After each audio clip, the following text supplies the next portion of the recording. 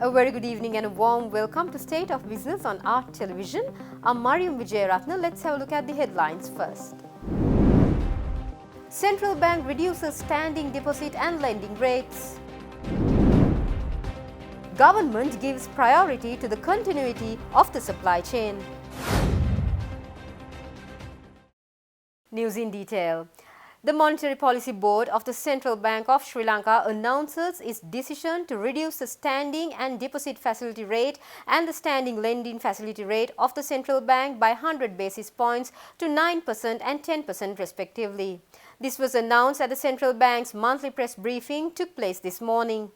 Headline inflation is projected to converge towards the target level of 5% over the medium term, and economic activity is projected to remain below par in the near to medium term, and inflation expectations remain anchored, and there's a rise in inflation in the very near term due to supply side factors, which is expected to be transitory as demand pressures remain muted. With this, the board viewed that sufficient monetary easing has been effected thus far during the year in order to stabilize inflation over the medium term. And you can see the policy rate that we started the year above 16% level now has come down to 10% level with a cumulative reduction of 250 basis points in June and 200 basis point, another 200 basis point in October, November cumulatively, so that we'll have created lots of space for rates to come down further. As you can see, the lending rates are adjusting downward, and we expect the trend to continue going forward along with the low policy interest rate levels at the moment. So with this, Monetary Policy Board expects that monetary policy easing will see a pause in the near term.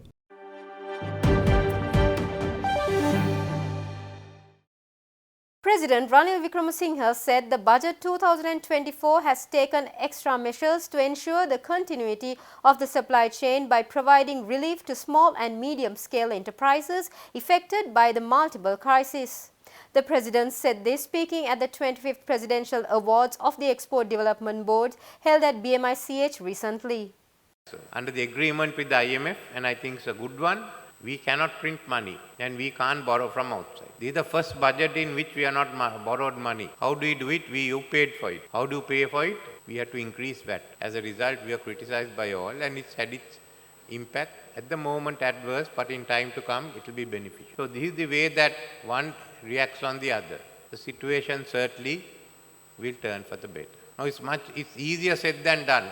We could have done it at a stage in the early 70s or the late 80s when we could easily have dominated the market for investments, for export-oriented industries. Today everyone is in that game. China is the factory of the world. Vietnam is attracting attention next to China. Thailand, Malaysia, you name it. So it's in this background that we do this export drive.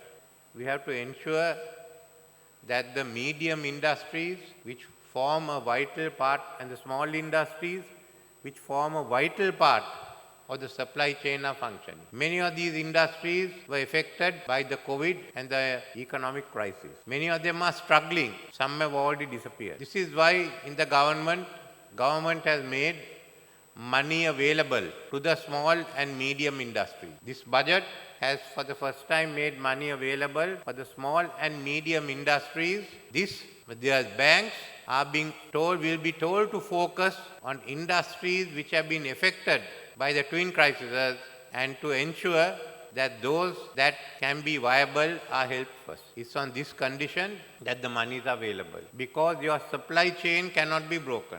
Your supply chain must function. Speaking at the event, President Wickremesinghe also said that a System A and B of the right bank of the Mahavali and land under the plantation corporations and the Livestock Development Board will be utilized for agriculture. He further said that the government is actively searching for more land that can be utilized to be incorporated to export-oriented agriculture projects.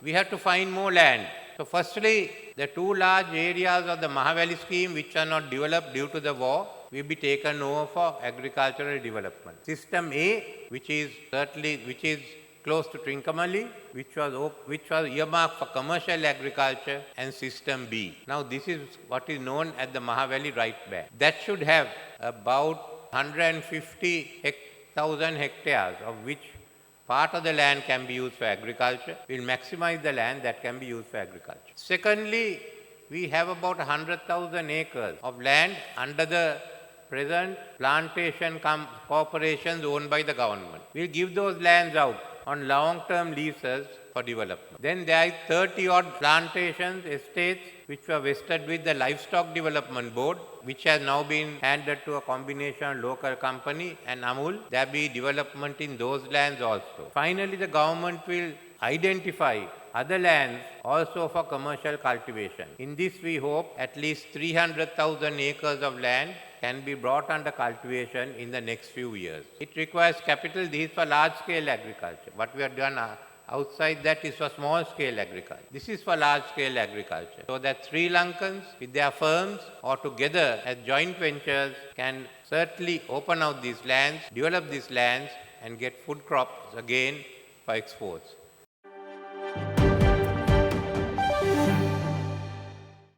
Stay tuned, we'll be right back after this short commercial break.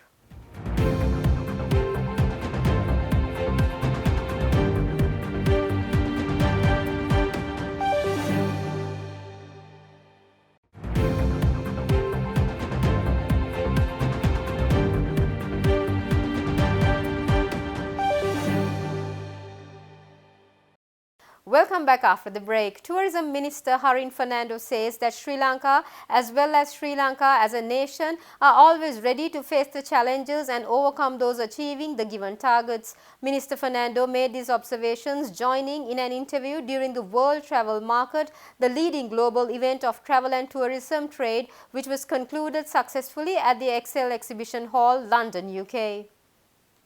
Sri Lanka's had a series of difficulties, bombings, the pandemic, and of course the financial crisis. That's all pressure on the tourism industry. How is it bouncing back now? Well, to say that Sri Lanka is a resilient nation and there have been always fighters. Whenever our backs are down, we come up back again hard. And that's what I've realized for the last 1 year, how we have really bounced back. And the potential for 2024 is just unbelievable. The bookings are just flooding in and things are looking very great. And there are a lot of investors coming into Sri Lanka and starting on investing on hotels, villas, boutiques, hotels, etc. So all in all, it looks very positive from where we were last year. We didn't have 12 hours power cuts. We didn't have fuel, and all of that has gone aside. And the lowest hanging fruit for Sri Lanka right now is tourism. So it's booming, and all the airlines have started to call back on Sri Lanka. There are a lot of charter flights coming in. Emirates 5 flight times a day to Sri Lanka. Qatar flies 6 times a day. So Turkish Airlines, all these airlines, you name it, are flying into Sri Lanka right now. So that gives you so much of confidence, because once the air seat capacity increases, obviously the tourists are going to come in because the rates are going to be competitive, the hotels are going to be competitive. So things are looking good actually. It's like a miracle. Tourism Minister Harin Fernando also adds that Sri Lanka tourism has done a lot of new attractions to the industry, and 33% of travellers are visiting Sri Lanka for the second time or third time. Minister Fernando revealed this during the interview to BBC in London recently. And you've relaxed some of your visa requirements to encourage people, travellers, really from the region. Yeah, so what we were looking at was, charging about $20, $50 visa maximum is a bit of a hindrance. So we thought actually, why not waive it off? Because people will spend more money when they come into Sri Lanka. So I just convinced my cabinet, and luckily the president agreed to it. So we did a pilot. So for that, we have chosen about 7 countries in the region. But for sure, what I would like to see is Sri Lanka be like Singapore, be open to anybody who just has to just walk in, no visas, and we'll let them spend more money in Sri Lanka. So we're trying to attract new things in Sri Lanka. We're starting for 2024 to make Sri Lanka a marine destination, as in for diving, because we're a beautiful island. We have some beautiful corals. From the Second World War, we have more than 142 shipwrecks around Sri Lanka. So we really want to launch that product. And also we've got about 20 hot air balloons now in Sri Lanka. So we want them to go on the aerial view. We have 26 national parks elephants, leopards, bears, you name it. And we want them to take those shots so that you can get the high-end tourists coming into Sri Lanka. So we're looking at Sri Lanka remodeling, we're rebranding it. We're coming with a new campaign for Sri Lanka saying you'll come back for more because 33% of our travelers are repeaters and we want to make sure they keep coming back. Minister Harin Fernando further stressed that Sri Lanka has plans to be one of the first fully green tourism destinations in the world. He also added that despite the fact that engaging in a lot regional promotional campaigns, Sri Lanka tourism will speak to the whole world. The main challenges are going to be the fuel prices, the crisis, the world wars that we see around. There are 2 wars in the world at the moment. That's actually hampering the long distance, long haul travelers coming in because their air ticket prices are increasing. And that's why the regional tourism are picking up. And that's why we are a bit concerned because our number 1 customer used to be the British, then the French, the Germans. So there's a slight drop in that probably because of the cost. And the cost factor really remains with the wars, the air ticket prices. So I see that as one of the biggest challenges.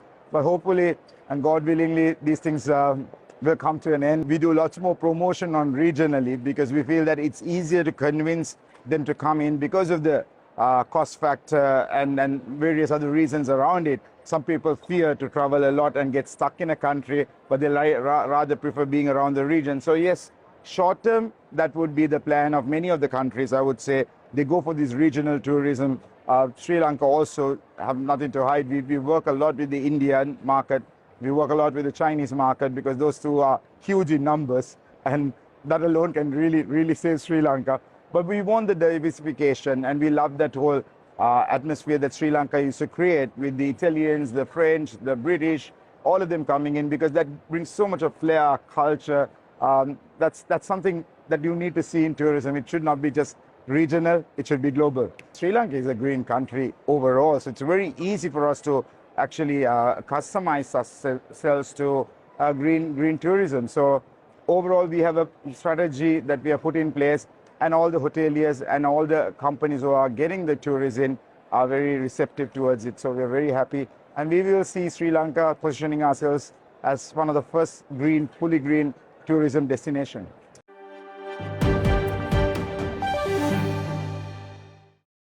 Stay tuned for the stock updates.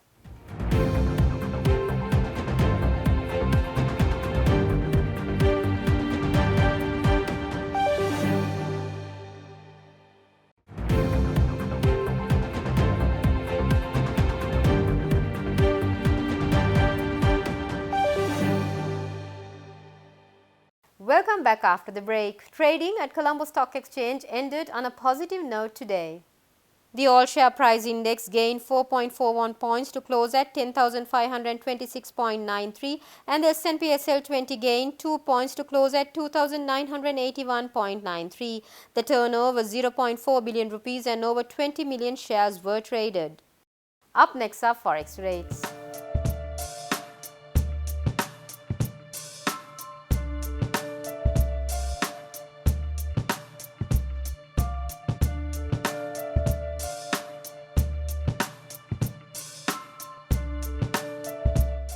That's all we have for tonight. For this and more, subscribe to our channel on YouTube and follow us on Facebook.